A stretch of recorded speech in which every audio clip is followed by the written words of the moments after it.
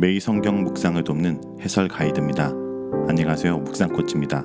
함께 읽고 나눌 말씀은 마가복음 10장 17절에서 31절까지 말씀입니다. 오늘 묵상 본문은 부자와 하나님 나라에 대한 내용입니다. 한 사람이 예수님께 나와서 어떻게 해야 영생을 얻을 수 있을지 질문합니다. 17절에서 22절입니다.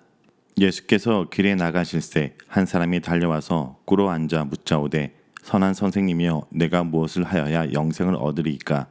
예수께서 이르시되 내가 어찌하여 나를 선하다 일컫느냐? 하나님 한 분 외에는 선한 이가 없느니라. 내가 계명을 안 하니 살인하지 말라, 간음하지 말라, 도둑질하지 말라, 거짓 증언하지 말라, 쏘교 빼앗지 말라, 내 부모를 공경하라 하였느니라. 그가 여짜오되 선생님이여 이것은 내가 어려서부터 다 지켰나이다. 예수께서 그를 보시고 사랑하사 이르시되 내가 아직도 한 가지 부족한 것이 있으니 가서 내게 있는 것을 다 팔아 가난한 자들에게 주라. 그리하면 하늘에서 부하가 내게 있으리라.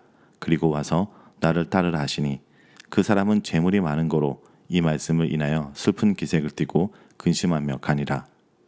17절은 예수님께서 길에 나가실새라고 말하는데 예수님과 제자들은 유대 땅과 예루살렘으로 이동 중이셨습니다. 그리고 그곳으로 가는 길은 바로 십자가의 길이었습니다. 예수님께 나온 사람은 본문에서 그냥 한 사람이라고 말합니다. 예수님 앞에 달려와 꿇어 앉아 질문했다는 것은 그가 예수님을 존경했다는 것과 이 질문의 심각성을 동시에 보여줍니다. 질문은 영생을 얻는 것과 구원을 얻는 것을 동의어로 사용하고 있습니다. 영생을 유업으로 생각하는 것은 구약에서 이스라엘을 하나님의 자녀로 생각한 것에서 나온 것입니다. 하나님의 자녀는 하나님의 복을 상속하기 때문입니다. 이 사람의 질문 중 우리가 주목할 부분은 무엇을 하여야 라고 묻는다는 것입니다. 바로 전의 본문에서 어린아이들이 예로 제시되면서 하나님 나라는 이런 자들의 것임을 강조했기 때문에 마가복음은 여기서 등장하는 사람과 어린아이를 비교하고 있습니다. 예수님은 그의 질문에 대답하기 전 먼저 그가 예수님을 선한 선생으로 부른 것을 지적합니다. 이것을 지적한 이유는 하나님 외에 그 누구도 선함을 주장할 수 없기 때문입니다. 그가 앞으로 전개될 이야기에서 계명을 다 지켰다고 말하지만 그 누구도 완벽하게 그 계명을 다 지켰다고 주장할 수 없었습니다. 하나님 한 분 외에는 선한 이가 없느니라 라고 번역된 문장은 신명기 6장 4절 우리 하나님 여호와는 오직 유일한 여호와시니 라는 말씀을 반영하고 있습니다. 예수님께서 그 사람에게 제시한 계명은 5째 계명부터 10째 계명까지였습니다. 이것은 다른 사람들과의 관계 속의 계명입니다. 5째 부모를 공경하라가 마지막으로 옮겨졌으며 10째 계명 탐하지 말라가 쏘교 빼앗지 말라로 대체되었습니다. 마지막 계명이 대체된 이유는 부자인 이 사람에게 직접적으로 적용되었기 때문일 것입니다. 부자는 그 질문에 나름 확신하며 대답합니다. 내가 어려서부터는 라고 얘기하는데 여기서는 13세 이후를 의미하는 것으로 볼 수 있습니다. 유대인들이 13세를 성인이 되는 시기로 간주했기 때문입니다. 부자의 대답은 교만함보다 자신이 의로운 삶을 살았다는 확신에 근거한 것으로 보입니다. 그는 적어도 율법의 외형적인 요구에 부응하는 삶을 살았다고 확신한 것입니다. 예수님은 이 부자에게 대답을 하시는데 본문은 예수님께서 이 부자를 보시며 사랑하였다라고 말합니다. 예수님이 부자의 대답에 거짓이 없다라고 믿은 것입니다. 그러나 그를 사랑했기 때문에 그에게 직접적으로 말씀하시고 도전하십니다. 그에게 한 가지 부족한 점은 바로 그의 많은 재산이었습니다. 계명을 알고 신실하게 지키는 것이 영생을 담보하지 못한다는 것을 보여주고 있습니다. 그 한 가지 부족한 것을 해결하기 위해 예수님은 자세히 5개의 동사를 사용해서 명하십니다. 가서, 팔아, 주라, 와서, 따르라. 이어서 이야기하면 내게 있는 것을 다 팔아 가난한 자들에게 주라. 그리하면 하늘에서 보아가 내게 있으리라. 그리고 와서 나를 따르라 하시니. 예수님의 이 명령은 영생을 유업으로 받은 것은 사람이 예수님께 어떻게 반응하냐에 달려있다는 것을 분명히 보여줍니다. 바로 예수님이 율법의 완성이기 때문입니다. 핵심은 부자가 많은 재산 때문에 예수님을 따를 수 없다는 점에 있습니다. 그가 그 문제를 해결하고 예수님의 제자가 되었다면 영생의 길로 들어가 하나님 나라 보물을 얻을 수 있었던 것입니다. 특별히 마가복음은 처음부터 이 사람을 부자로 소개하지 않았습니다. 단지 한 사람이라고만 묘사합니다. 그러나 이제 드라마틱하게 이 사람이 재물이 많은 것을 밝히고 있습니다. 그의 슬픈 기색과 근심은 그가 예수님의 명령을 따르지 못함을 보여줍니다. 자, 그런데 제자들은 아마도 자기들의 재정 문제를 단번에 해결해 줄 수 있는 이 부자를 예수님께서 놓치는 것 같아 입을 다물지 못하고 있었을 것입니다. 그들에게는 이 부자가 예수님의 사역을 지지하는 강력한 스폰서가 될 수 있을 것이라고 생각했을 것입니다. 그러나 예수님은 이 자에게 믿음의 도전을 하시고 그 도전에 응하지 못한 이 부자는 돌아가고 맙니다. 그래서 예수님은 이 모든 장면을 보고 있던 제자들에게 이어서 가르치십니다. 23절에서 27절입니다. 예수께서 둘러보시고 제자들에게 이르시되 재물이 있는 자는 하나님 나라에 들어가기가 심히 어렵도다 하시니 제자들이 그 말씀에 놀라는지라. 예수께서 다시 대답하여 이르시되 얘들아, 하나님 나라에 들어가기가 얼마나 어려운지 낙타가 바늘기로 나가는 것이 부자가 하늘나라에 들어가는 것보다 쉬우니라 하시니 제자들이 매우 놀라 서로 말하되 그런즉 누가 구원을 얻을 수 있는가 하니 예수께서 그들을 보시며 이르시되 사람으로는 할 수 없으되 하나님으로는 그렇지 아니하니 하나님으로서는 다 할 수 있느니라. 23절에서 예수님께서 둘러보신 이유는 제자들이 부자가 돌아가는 것을 관심 있게 지켜보고 있었기 때문입니다. 그런 제자들에게 예수님은 먼저 많은 재물을 가지고 하나님 나라에 들어가는 것이 힘들다라고 말씀하십니다. 이 말씀에 제자들이 놀란 후 다시 한번 하나님 나라에 들어가는 것이 어떤 경우든 힘들다는 것을 말씀하시고 충격적인 비유로 말씀을 매듭 지으십니다. 제자들이 이렇게 놀란 것은 사실 당연한 것이었습니다.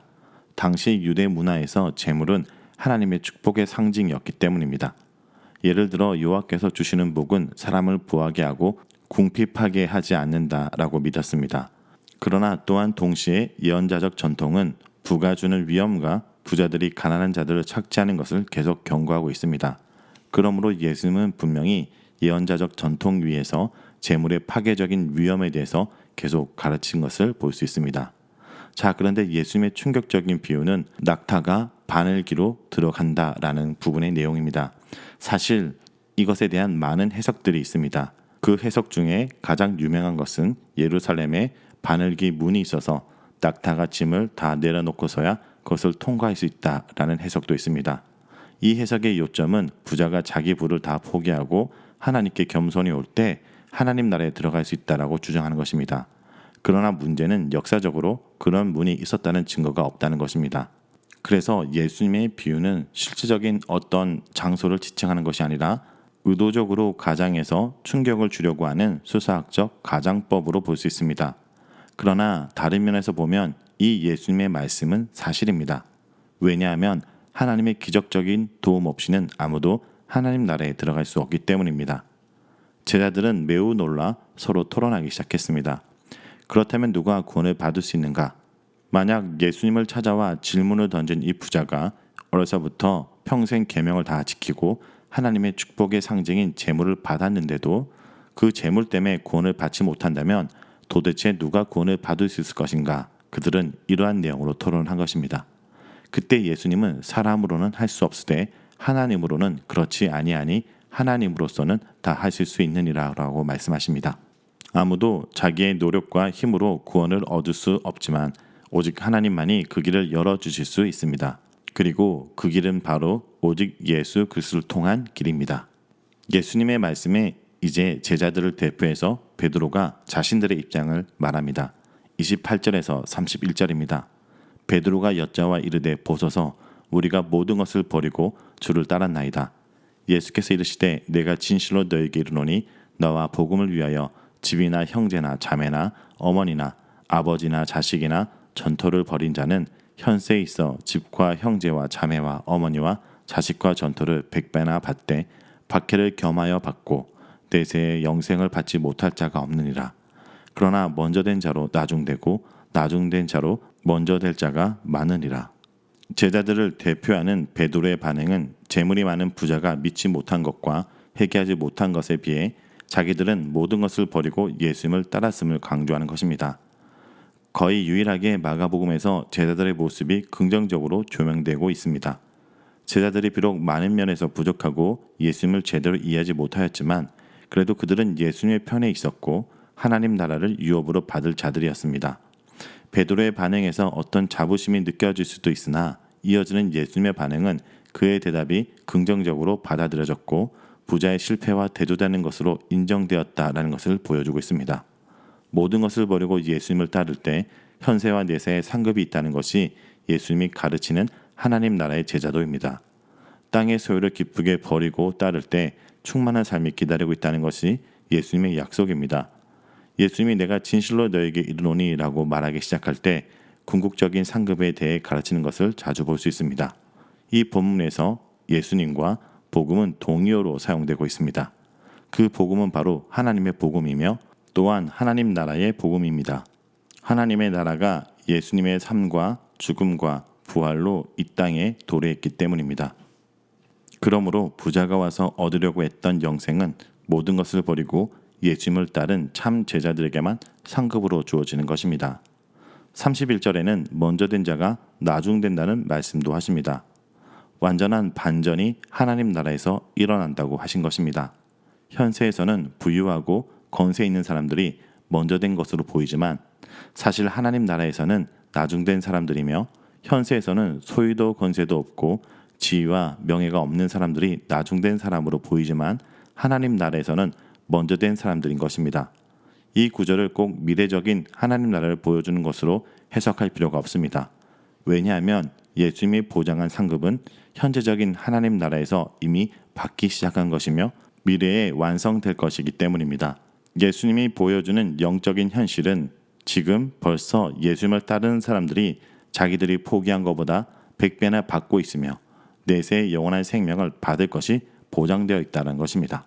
자, 여기까지가 마가복음 10장 17절에서 31절까지 내용입니다. 오늘 이 말씀을 통해 우리는 무엇을 묵상하고 적용해야 할까요? 첫째, 참 제자는 주님을 위해서 모든 것을 내려놓을 수 있는 자라는 것을 기억해야 됩니다. 부자는 간절한 마음으로 예수님께 나와 영생을 받을 수 있는 길을 묻습니다. 그는 이미 하나님께서 주신 생명의 계명을 잘 알고 있었고 나름 잘 지켜왔다고 자부했습니다. 유대교의 기준으로 보면 구원을 얻은 의인으로서 인정받기에 손색이 전혀 없었습니다.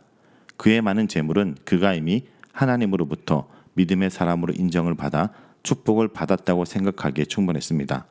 그런데 예수님은 그에게 단 한 가지 부족한 것이 있고 그것이 채워지지 않으면 그는 결코 하나님 나라에 들어갈 수 없다라는 것을 아셨습니다. 그래서 가진 것을 다 팔아 가난한 자들에게 나눠주고 나를 따르라고 파격적인 요구를 하십니다. 이것은 재물보다 하나님을 더 중요하게 여기고 가난한 이웃들을 돈보다 더 사랑하는지를 시험하는 질문이었습니다.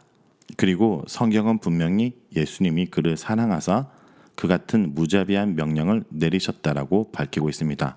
그러므로 그에게 단 한 가지 부족한 것은 바로 예수님만을 붙드는 어린아이와 같은 마음이었습니다. 그래서 자신이 가진 것이 하나도 자기 것이 아니요 바로 앞에 있는 예수님이 그 인생의 주인이심을 몰라봤습니다. 그는 결국 재물을 선택하고 예수님을 떠납니다. 하지만 슬픈 기색을 띠고 떠났습니다. 그는 예수님의 제자가 되기보다는 소유의 노예가 되기로 선택한 것입니다. 그러므로 둘째, 날마다 내려놓고 주를 따르는 결단을 해야 됩니다. 베드로는 자신은 모든 것을 다 버리고 주를 쫓았으니 구원에 합당한 자라고 자신했습니다. 하지만 훗날 주님을 버리고 달아난 것을 보면 자기 자신은 버리지 않았던 자였습니다. 그래서 베드로는 하마터면 먼저 된 자였다가 나중된 자로 끝날 뻔했습니다. 신앙을 장담하기 전에 나를 부인했는지 돌아보기 원합니다. 신앙생활은 과거의 내려놓음의 결단으로 시작된 것이지만 그곳으로 끝나지 않고 오늘도 주를 위해서 내려놓음으로 이어져야 합니다. 모든 것을 내려놓고 주님만을 바라보며 주님을 따르는 어린아이와 같은 자가 바로 하나님 나라에 속한 백성이며 예수님의 참 제자인 것입니다. 그러므로 오늘도 예수님의 이름으로 무언가를 더 움켜쥐려 하지 말고 예수님 때문에 더 내려놓고 더 섬기고 더 사랑하고 더 나누며 살아가는 성도 여러분이 되길 간절히 기도드립니다.